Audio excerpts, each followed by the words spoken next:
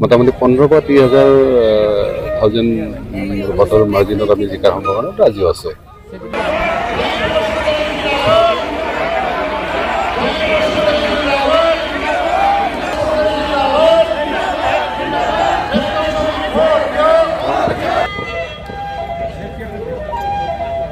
যিমান জাতি গোষ্ঠী আছে সবে বেছিভাগ BPF ভোট দিছে। গতিকে তেনে ক্ষেত্ৰত BPF হাৰাৰ কোনো কথাই নাহে।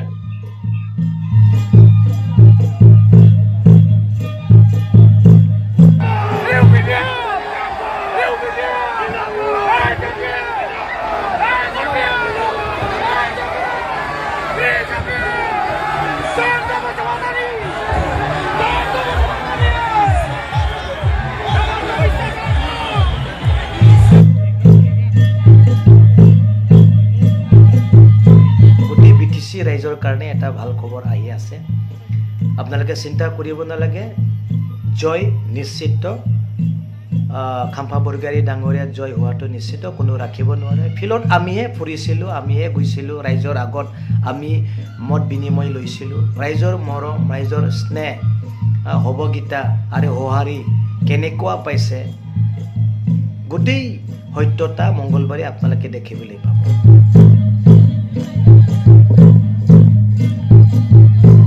UPPL Narendra Modi Pramod Baro Jayanta Basumatari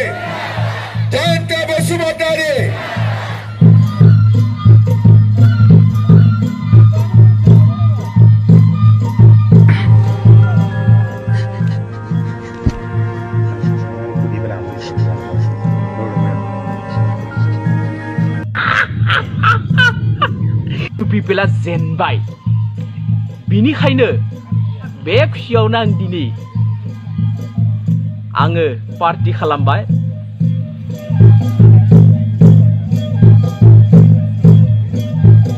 যিটো আমাৰ আজিৰ যিটো ৰিপৰ্ট, এই ৰিপৰ্ট মতে আমি বহুত বেছি নহ'লেও মোটামুটি 15 পৰা 30,000 ভোটৰ মাৰ্জিনত আমি জিকাৰ সম্ভাৱনাটো আজিও আছে। আমি আশাবাদী যে কোকৰাঝাৰ নিশ্চয় আমি জয় হ'ব পাৰিম। তাত প্ৰায় আদিবাসী ভোট 3.5 লাখ আছে। তাত গণ আছে, আদিবাসী অৰাও আছে, আৰু থাৰু যিখিনি বা গণ হেৰিৰ ভিতৰত আমিতো যিখিনি ভোটিং হৈছে বা কোৱা মতে প্ৰায় 60% ভোট আমি পাব লাগে।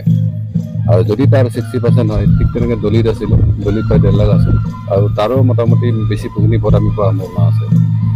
তাৰ লগত আমাৰ অতি পিছপৰা বুলি কয়, তেওঁলোকৰ 6-7 লাখ ভোট আছে।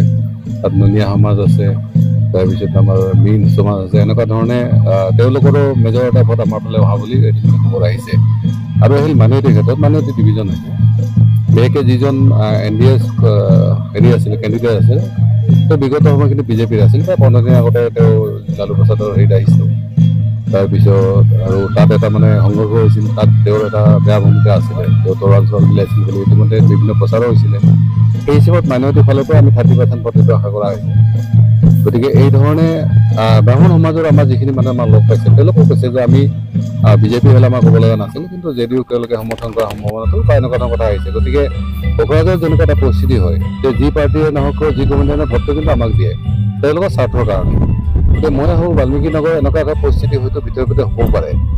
আৰু যিহেতু আমি তাত সময়টো গম পাইছিলোঁ, আমি চোৱা চিনাকি হওঁতে যদিও আমি আগত কৈছিলোঁ, বহুখিনি মানুহ পোৱা নাছিলোঁ, সেই হিচাপত অলপ আমাৰ ডিছএডভান্টেজ আছে। কিন্তু তাৰ যিটো সমীকৰণ, সেই সমীকৰণৰ ফালৰ পৰা সম্ভাৱনা নহয়। সেইকাৰণে আগত দ্বিগুণীয়া আছিল, এতিয়া কিন্তু ত্ৰিগুণীয়া হৈ গৈছে।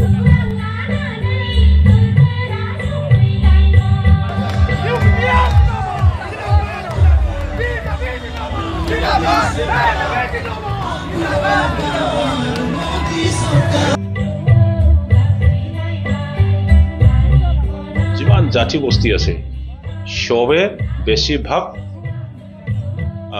BPF ভোট দিছে।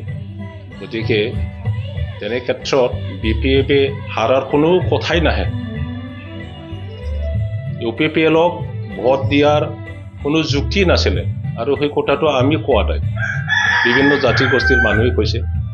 বড়োৰ ভোট তেখেতসকলে পাব, আৰু অন্যান্য দলৰ পৰা অন্যান্য জাতিগোষ্ঠীৰ পৰা লেছ খুব কম পাৰ্চেণ্টত তেখেতসকলে ভোট পাব। এক্সিট পল আমি যিটো টিভিত চালোঁ তাতে বিভিন্ন অপিনিয়ন দিছে আৰু গুৱাহাটী বেছিভাগ টিভি মিডিয়াৰ এক্সিট পলটো আমি ইন ফেভাৰ অফ UPPLটো দেখিবলৈ পাইছোঁ। কিন্তু তেখেতসকলত এক্সিট পলটো যিটো দিলে সেইটো অত্যন্ত ভুল। ৰাইজৰ লগত কোনো আলোচনা নকৰি ভিতৰত কি হৈছে সেইটো ইনভেষ্টিগেট নকৰি তেখেতসকলে কাক বা ফেভাৰ কৰি পেলাই চাইকলজিকেল ৱাৰ কৰিছে আৰু PPFক আমাক ডাউন কৰিবৰ কাৰণে মানে চাইকলজিকেলি ডাউন কৰিবৰ কাৰণে এই এক্সিট পলটো দিয়া বুলি আমি চিন্তা কৰিব পাৰিছোঁ। কিন্তু ইফালে ৰাইজে যেনেকৈ ভোট দিছে BPF দলক যেনেকৈ ৱেলকাম কৰি পেলাই আদৰি লৈছে যে PPF দলে জিকিব ময়ো জিকিব আৰু বহুতো ডিফাৰেঞ্চত নহ'লেও আমি 70 to 80,000 বেছি ভোটত জিকাৰ আশা আছে। আৰম্ভ কৰি হস্পিটেল স্কুল কলেজৰ কথা কোনো ধৰণৰ কাৰ্য ইয়াত দেখিবলৈ নাপালে। এই 4 বছৰত BTC অঞ্চলত এটাও এপইণ্টমেণ্ট নহ'ল, চৌকীদাৰৰ এপইণ্টমেণ্টত নহ'ল, বৰঞ্চ অসমত 1 লাখ বছৰত 1 লাখ চাকৰি দিয়াৰ কথা কৈ পেলাই চৰকাৰ গঠন কৰিছিলে তেখেতসকলে।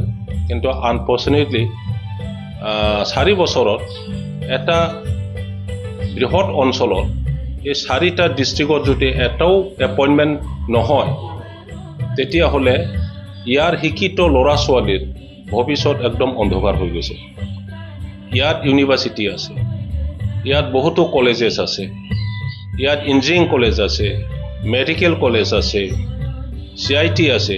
ইয়াৰ ছাত্ৰ ছাত্ৰীয়ে নিজৰ ভৱিষ্যতটো অন্ধকাৰ দেখিবলৈ পাইছে। ইয়াৰ কাৰণে কৰি থকা ল'ৰা ছোৱালীবোৰে UPPLক ভোট দিয়া নাই। এইটোৱে তেখেতসকলৰ হাৰাৰ মূল কাৰণ। যোৱাকালিলৈকে ইলেকশ্যন হৈছে আৰু নেশ্যনেল মিডিয়াবোৰে বহুতো মন্তব্য দিছে আৰু সেইটো কথা সঁচা যে বহুত নেশ্যনেল মিডিয়াও ওৱান ছাইডেড এক্সিট পল দিয়াটো আমি দেখিবলৈ পাইছোঁ।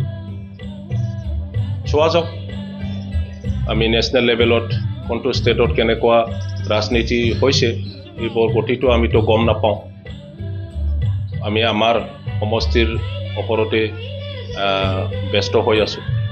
গতিকে নেশ্যনেল লেভেলত যিয়ে নাহক আমি ৱেলকাম জনাওঁ আৰু আমি আশা কৰিছোঁ এইবাৰ ভাৰতৰ যি চৰকাৰ গঠন হ'ব খুব ভাল এটা প্ৰগ্ৰেছিভ মেণ্টেলিটি আৰু ইনক্লুচিভ মেণ্টেলিটি লৈ পেলাই কাম কৰিব বুলি আমি আশা কৰিছোঁ।